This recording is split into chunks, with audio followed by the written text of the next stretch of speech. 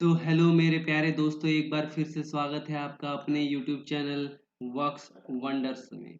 तो दोस्तों, आज हम बात करेंगे रेलवे में होने वाले डिपार्टमेंटल एग्जाम्स के प्रिपरेशंस के बारे में। हमारा ये क्लास उन सारे लोगों के लिए इम्पोर्टेंट है जो रेलवे में होने वाले कॉम्पिटिटिव डिपार्टमेंटल एग्जाम की तैयारी में लगे हुए हैं। तो हमारा ये क्लास जो है अब रेगुलर चलेगा। तो जो लोग हमसे जुड़ना चाहते हैं वो जुड़ सकते हैं। हमारा अपना यूट्यूब चैनल का नाम है वर्क्स वंडर्स। तो आइए शुरू करते हैं आज का सबसे पहला क्वेश्चन।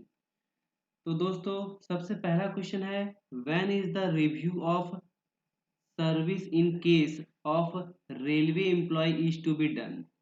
तो यहाँ क्वेश्चन पूछा गया है कि रेलवे एम्प्लॉय का जो सर्विस का रिव्यू होता है वो कब किया जाता है। या तो सबसे पहले यहाँ पे जानते हैं कि रेलवे के जो एम्प्लॉय है उनके सर्विस का रिव्यू करने का जरूरत क्यों पड़ता है। तो क्या है कि रेलवे अपनी कार्य कुशलता में सुधार लाने, मतलब रेलवे में अपना जो इफिशियंसी लाने के लिए क्या करता है, टाइम टाइम पर अपने कर्मचारियों का सर्विस का रिव्यू करना पड़ता है। और इसमें क्या क्या देखा जाता है कि अगर कोई इफिशिएंटली काम नहीं कर पा रहा है, या फिर कोई रेलवे की जो इंटीग्रिटी है उसको हैम्पर कर रहा है, उससे छेड़छाड़ कर रहा है, या फिर उसको क्या है, रेलवे कर्मचारी का जो आचरण नियम है उसके तहत वो अनुचित आधार पर क्या है, रेलवे में कार्यरत है। तो इन सारे केस में क्या आता है, रेलवे कर्मचारियों का जो सर्विस है उसका रिव्यू किया जाता है। और समय से पहले रिव्यू करने का मकसद क्या होता है कि ताकि समय से पहले उसको सेवानिवृत्ति जो है, रिटायरमेंट दिया जा सके। तो ये इसका कंडीशन क्या है, इसका कंडीशन है कि यदि कोई रेलवे कर्मचारी अपना 30 साल का सर्विस जो है कंप्लीट कर ले, या फिर 55 साल का जो एज है उसको प्राप्त कर ले, उस 55 ईयर्स का हो जाए। इन दोनों ही केस में क्या है, जो सबसे पहले आएगा उस केस में रिव्यू कर सकते हैं। तो अलग अलग रेलवे कर्मचारी, चाहे class A, class B, class C के लिए जो रिव्यू करने का टाइम है और कंडीशन है वो अलग अलग है। यहाँ पे मेनली जो है ग्रुप सी वाले के लिए क्या है, कंप्लीट अगर 30 साल का जो ईयर है, सर्विस पीरियड है वो कंप्लीट कर ले, या फिर 55 साल का जो एज है वो अटेंड कर ले। ये दोनों में से कोई भी कंडीशन जो पहले आएगा उस केस में क्या आता है, उसका सर्विस जो है रिव्यू किया जा सकता है रेलवे कर्मचारियों का। बढ़ते हैं अपने अगले क्वेश्चन की तरफ। अगला क्वेश्चन है, what is the minimum service limit for transfer on administrative ground. क्या पूछा गया है कि एडमिनिस्ट्रेटिव ग्राउंड मतलब रेलवे क्या है, अपने कर्मचारियों का समय समय पर क्या होता है, विभाग की तरफ से प्रशासनिक तौर पर क्या होता है उसका ट्रांसफर करती है। तो इस केस में क्या कोई मिनिमम सर्विस लिमिट है क्या, तो इस केस में क्या है, कोई भी मिनिमम सर्विस लिमिट नहीं रखा गया है। अगर किसी भी रेलवे कर्मचारी का एडमिनिस्ट्रेटिव ग्राउंड मतलब प्रशासनिक तौर पर रेलवे अगर अपने इंटरेस्ट के लिए किसी रेलवे कर्मचारी का जो है ट्रांसफर करती है, तो उस केस में उसका कोई लिमिट नहीं है सर्विस पीरियड का। हाँ, यदि कोई रेलवे कर्मचारी ऑन रिक्वेस्ट में अगर अपना ट्रांसफर कराना चाहता है, वो भी इंटर रेलवे रिक्वेस्ट है। यहाँ पे ध्यान देने वाली बात क्या है, इंटर रेलवे रिक्वेस्ट है। ऑन रिक्वेस्ट ट्रांसफर का जो उसका रिक्वेस्ट है वो क्या है, इंटर रेलवे है। तो उस केस में क्या होगा, उस केस में मार्च 10 मार्च 2022 से क्या हो गया है रूल, 10 मार्च 2022 से रूल हो गया है कि उसको 10 साल, 10 वर्ष यानी 10 ईयर्स का जो है सर्विस पीरियड कंप्लीट करना पड़ेगा, तभी उस केस में क्या होगा, उसका ट्रांसफर इंटर रेलवे रिक्वेस्ट में अप्लाई किया जा सकता है, माना जा सकता है। बढ़ते हैं अगले क्वेश्चन की तरफ दोस्तों। नेक्स्ट है, एज पर HOER यानी hour of employment regulation rule, HOER rule के तहत जो है स्टेचुरी लिमिट जो है duty hour per week for railway employee classified as essentially intermittent. यहाँ पे पूछा गया है कि इसेंशियली इंटरमिटेंट कैटेगरी के जो रेलवे कर्मचारी हैं उनका जो एक वीक का जो ड्यूटी आवर है वो कितने घंटों का होता है? तो सही आंसर हो जाएगा 75 आवर। कितने घंटे का? 75 घंटे का होता है इसेंशियली इंटरमिटेंट कैटेगरी के जो रेलवे एम्प्लॉय है उनके तहत। तो HOER के तहत जो है रेलवे कर्मचारी को कुल 4 भागों में, टोटल 4 भागों में क्या है वर्गीकृत किया गया है। पहले में आता है कंटिन्यूअस कैटेगरी के जो रेलवे एम्प्लॉय हैं। दूसरे में आता है इसेंशियली इंटरमिटेंट। दूसरे में क्या आता है? इसेंशियली इंटरमिटेंट कैटेगरी के एम्प्लॉय आते हैं। उसके बाद तीसरा जो कैटेगरी है वो एक्सक्लूडेड कैटेगरी है, एक्सक्लूडेड कैटेगरी के लोग हैं। और चौथा जो आता है वो आता है इंटेंसिव कैटेगरी के लोग। इस तरह क्या है HOER के तहत जो है टोटल 4 भागों में रेलवे कर्मचारियों को वर्गीकृत किया गया है। बढ़ते हैं अगले क्वेश्चन की तरफ। नेक्स्ट है maximum how many days of LAP can be encashed by a railway employ in entire service of career. पूछा गया है कि कितना दिनों तक का LAP जो है इनकेस कराया जा सकता है किसी भी रेलवे कर्मचारी द्वारा। तो ये टोटल 60 डेज जो है कुल 60 दिनों का जो है लीव इनकेसमेंट कराया जा सकता है पूरे सर्विस पीरियड के दौरान। अब पूछेगा वंस इन अ टाइम, यानी एक बार में कितना दिनों तक का इनकेसमेंट कराया जा सकता है? एक बार में केवल 10 दिनों तक, 10 दिनों तक, एक बार में टोटल 10 दिनों तक 10 डेज का ही 10 डेज का ही लीव इनकेसमेंट कराया जा सकता है एक बार में। और अगर मान लीजिए आप 2024 में 10 दिनों का लीव इनकेसमेंट करा चुके हैं तो नेक्स्ट आपको मौका 2026 में मिलेगा। यानी एक बार जब आप लीव इनकेसमेंट करा चुके होते हैं तो उसके बीच का जो समय अवधि होना पड़ेगा वो 2 वर्ष होना पड़ेगा। यानी अगर आपको टोटल 60 दिनों का लीव इनकेसमेंट कराना पड़ेगा तो उसके लिए टोटल 12 वर्ष लगेंगे। कितना वर्ष? 10-10 करके 6 बार, यानी टोटल 12 वर्ष लगेंगे आपको अगर टोटल 60 दिनों का लीव इनकेसमेंट चाहिए तो। आप 2 वर्ष का बीच बीच में गैप देना पड़ेगा बैक टू बैक ईयर्स में, यानी 2024 में लिए तो 2025 में नहीं होगा, 2026 में कराना पड़ेगा। सभी दोस्तों से एक क्वेश्चन है कि टोटल कितने दिनों तक का LAP जो है एक साथ जो है सैंक्शन कराया जा सकता है? टोटल कितने दिनों का जो है लीव एक साथ सैंक्शन मिलता है? आपको कमेंट सेक्शन में इसका आंसर बताना है। बढ़ते हैं अगले क्वेश्चन की तरफ। अगला क्वेश्चन है who is the chairman of headquarter level committee of SBF staff benefit fund. तो पूछा गया है कि स्टाफ बेनिफिट फंड जो होता है उसका हेडक्वार्टर लेवल पे जो कमिटी का चेयरमैन होता है वो कौन होता है? तो इसका सही आंसर है PCPO, principal chief personnel officer. Headquarter level पे जो SBF यानी स्टाफ बेनिफिट फंड का जो चेयरमैन होता है वो कौन होता है? Principal chief personnel officer. और अगर डिविजनल लेवल पे बात करें, डिविजनल लेवल पे बात करें तो कौन होता है? डिविजनल लेवल पे हो जाएगा सीनियर DPO। डिविजनल लेवल पे चेयरमैन कौन हो जाएगा? सीनियर DPO हो जाएगा। स्टाफ बेनिफिट फंड जैसे इसका नाम सुन के लग रहा है ये स्टाफ के बेनिफिट्स के लिए बनाया गया फंड है। और ये कब रेलवे में स्थापित किया गया था, मतलब रेलवे में कब कंस्टिट्यूट किया गया था?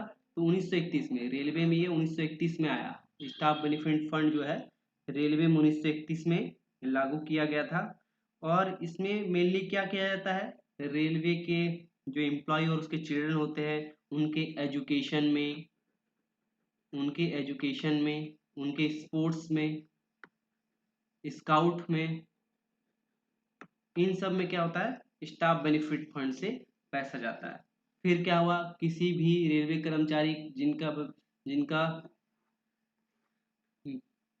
जो बेटा या बेटी है वो अगर टेक्निकल एजुकेशन ले रहे हैं तो उसमें जो टेक्निकल एजुकेशन का जो स्कॉलरशिप मिलता है वो भी क्या होता है स्टाफ बेनिफिट फंड से ही दिया जाता है। बढ़ते हैं अगले क्वेश्चन की तरफ। अगला क्वेश्चन है, what is the periodicity of participation of railway employ in management, यानी PREM meeting at zonal level. PREM meeting जो होता है जोनल लेवल पे, उसका जो पीरियोडिसिटी है, मतलब कितने अंतराल में होता है, तो इसका सही आंसर है क्वार्टरली, मतलब 4 महीने में एक बार होता है,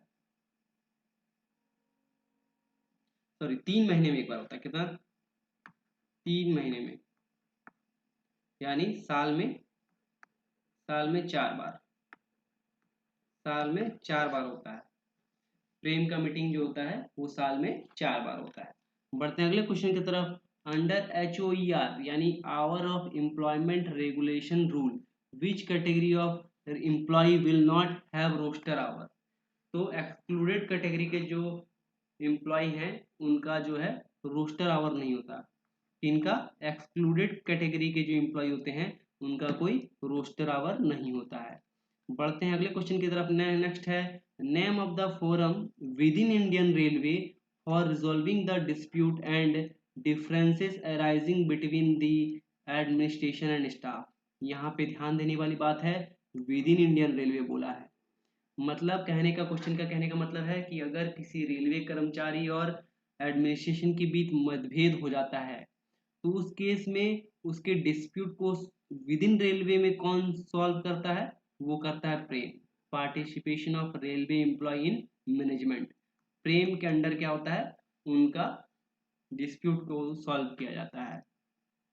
अभी हम लोगों ने देखा प्रेम का जो मीटिंग होता है वो 3 महीने में एक बार, और टोटल साल में जो है, एक साल में 4 बार होता है। कितने बार? एक साल में 4 बार होता है। इसका एक डिटेल वीडियो हमारे प्ले लिस्ट में अवेलेबल है, मैं उसका लिंक आपको दे दूंगा, आप जाके वहाँ देख सकते हैं। बढ़ते हैं अगले क्वेश्चन की तरफ। Which of the following is true for the maternity और paternity leave for the employ in India. पूछा गया है कि अगर मैटरनिटी या फिर पैटर्निटी लीव है तो उस केस में निम्नलिखित में से कौन से कथन जो है सत्य हैं। तो सबसे पहला जो है, the paid maternity leave is 26 week for working women. तो जो भी वर्किंग वुमन है उनको जो पेड लीव मिलेगा, कितना मिलेगा? 26 वीक मिलेगा, 26 सप्ताह का जो है पेड लीव मिलेगा। इसके अलावा तो उसके बाद फिर चाइल्ड का देखभाल के लिए चाइल्ड केयर लीव मिलता ही है। नेक्स्ट है, a woman employee who is already a mother of 2 children is eligible for 12 week of maternity leave for the third child। मान लीजिए क्या है, कोई रेलवे महिला कर्मचारी है और उसके ऑलरेडी 2 बच्चे हैं, तो दोनों बच्चे में बारी बारी से तो जब मैटरनिटी लीव मिलेगा वो तो 26 वीक का मिलेगा ही मिलेगा। और क्या होगा, अगर उसको तीसरा बेबी भी होता है तो उस केस में उसको 12 वीक का जो है छुट्टी मिलेगा। कितना मिलेगा? 12 वीक का। उस केस में 26 वीक का नहीं मिलेगा, क्योंकि 26 वीक का 2 ही बच्चे तक मिलेगा, और अगर तीसरा बच्चा होता है तो उस केस में 12 वीक का ही छुट्टी मिलेगा। नेक्स्ट है, the paid paternity leave for the male employee. और मेल एम्प्लॉय के लिए तो ये सबको पता है, 15 दिनों तक का जो है पेड लीव मिलता है, LP मिलता है। बढ़ते हैं अगले क्वेश्चन की तरफ। नेक्स्ट है, as per the railway service conduct rule 1966, किसके तहत? रेलवे सर्विस कंडक्ट रूल 1966 के तहत which of the following is defined as a work place for a railway employee. तो रेलवे एम्प्लॉय के लिए कौन सा वर्क प्लेस कहलाएगा?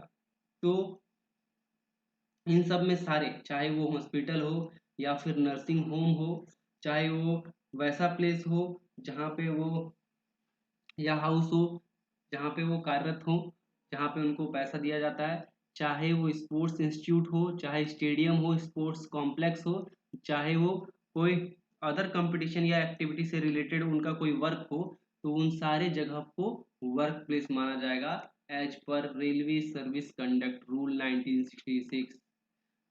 बढ़ते हैं अगले क्वेश्चन की तरह दोस्तों। नेक्स्ट है, child education allowance can be claimed maximum up to.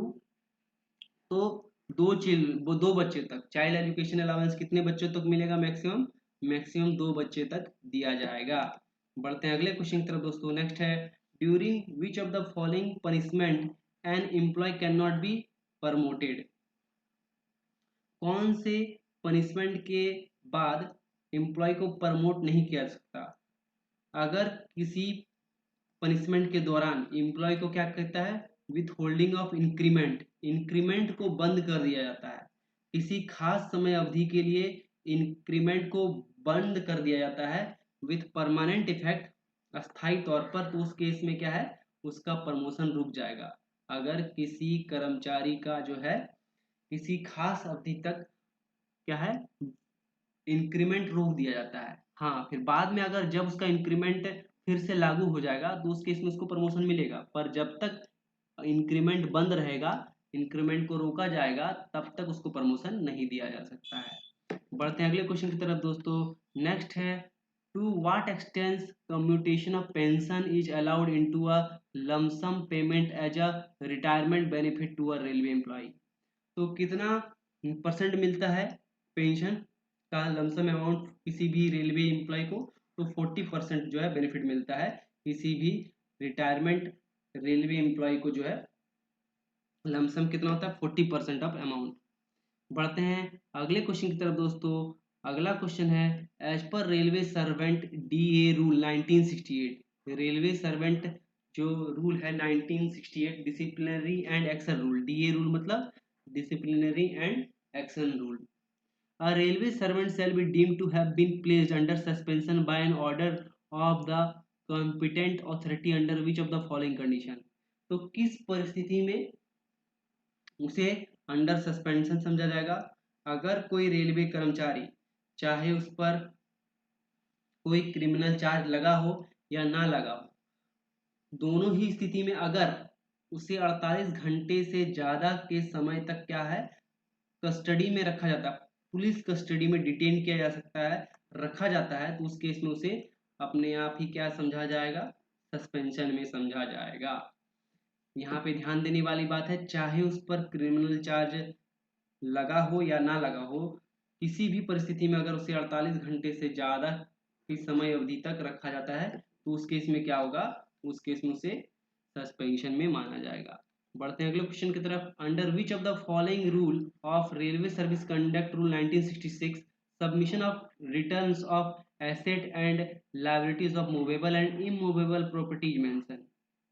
तो रेलवे सर्विस कंडक्ट रूल 1966 के तहत सभी कर्मचारी जो हैं उसको अपने सारे, चाहे वो चल या अचल संपत्ति, मूवेबल या इमूवेबल संपत्ति, उसका विवरण देना पड़ता है। कौन से रूल के अंदर आता है, रूल नंबर 18 के अंदर। कौन सा रूल आता है, रेलवे सर्विस कंडक्ट रूल 1966 के रूल नंबर 18 के अंतर्गत सभी रेलवे कर्मचारी को अपने सारे जो एसेट और लायबिलिटीज हैं उनका विवरण देना पड़ता है, रूल नंबर 18 के तहत। तो थैंक यू दोस्तों, होप आपको हमारा ये वीडियो पसंद आएगा। मिलते हैं नेक्स्ट वीडियो में, तब तक के लिए धन्यवाद।